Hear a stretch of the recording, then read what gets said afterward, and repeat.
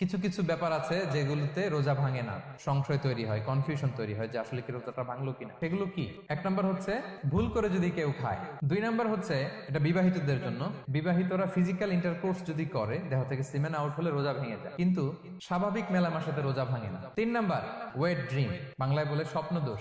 ঘুমের মধ্যে এমন কিছু দেখলেন ফলে আপনার সিমেন আউট হলো, আপনার রোজা ভাঙবে না, শুধু আপনি ঘুম থেকে উঠে ফরজ গোসলটা করে নিলেই হবে। চার নাম্বার হচ্ছে ব্লাড টেস্ট, ব্লাড টেস্ট করলে রোজা ভাঙে না। পাঁচ নাম্বার হচ্ছে অনিচ্ছাকৃত বমি। ছয় নাম্বারে নোজ ব্লিডিং, নাক দিয়ে রক্ত ঝরলে মানুষের রোজা ভাঙে না, আনলেস যদি অনেক বেশি অ্যামাউন্টের হয়, আপনি ক্লান্ত হয়ে পড়েন, তখন তো আপনি রোজা ভাঙতে পারেন। সাত নাম্বার রোজা রেখে দাঁত ফেলতে পারবো কিনা, দাঁত ফেললে যে রক্ত বেরোয় এতে রোজা ভাঙে না। আট নাম্বারটা হচ্ছে ইনজেকশন, রোজা রেখে ইনজেকশন দেওয়া যাবে কিনা। কিছু কিছু ইনজেকশন দেওয়া যাবে, কিছু কিছু দেওয়া যাবে না। কোনগুলো দেওয়া যাবে না?